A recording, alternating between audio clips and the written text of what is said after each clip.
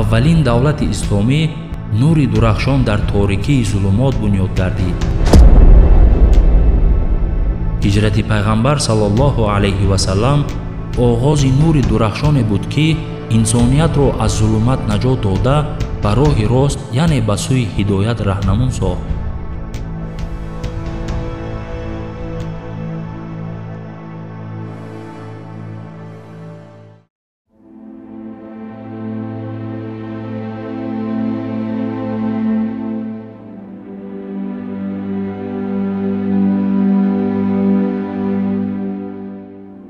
ҳиҷрати таърихӣ пас аз он оғоз шуд, ки ҷамоати Мадина бо идеологияи нав ошно шуд ва розӣ шуд, ки онро бо кӯмак ва ҳимоя таъмин кунад. расули худо саллаллоҳу алайҳи васаллам бо амри Аллоҳ ҳиҷратро анҷом доданд ва аз марҳалаи даъват кардан ба марҳалаи бунёди давлат гузаштанд. барои ба даст овардани қудрат ба Мадина ҳиҷрат кардан лозим буд, то идеологияи исломро дар ҷомеа татбиқ кунанд. ҳиҷрати пайғамбар саллаллоҳу алайҳи васаллам гурехтан аз таъқибу хатари афзоянда баҳри нафъи амну оромӣ набуд, балки он ибтидои марҳалаи ҳалкунанда дар ислом буд. баъди ҳиҷрат марҳилаи кори муташаккил тавассути давлат, марҳилаи муқовимати моддии неку бад ва байни ҳаққу ботил оғоз ёфт. дар ин марҳала аввалин масҷиди исломӣ сохта шуд ва аввалин давлати исломӣ нури дурахшон дар торикии зулумот бунёд гардид.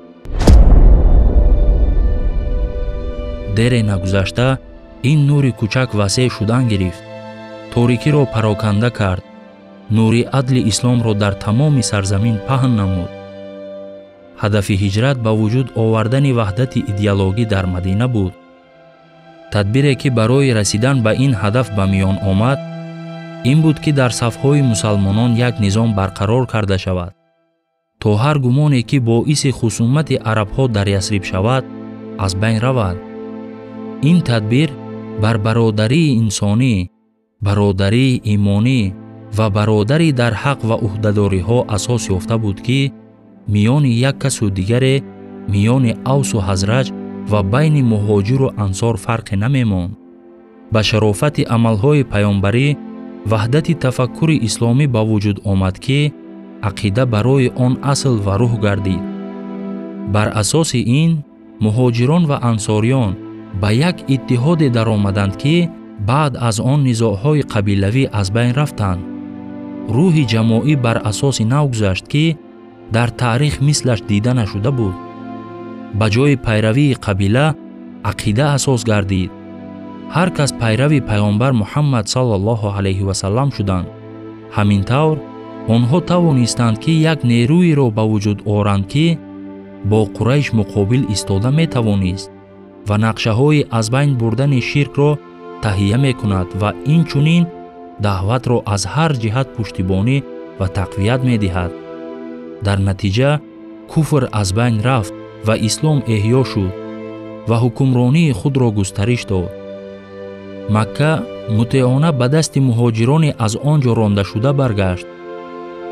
парчаме бардошта шуд, ки қурайшиҳо мехостанд онро поймол кунанд.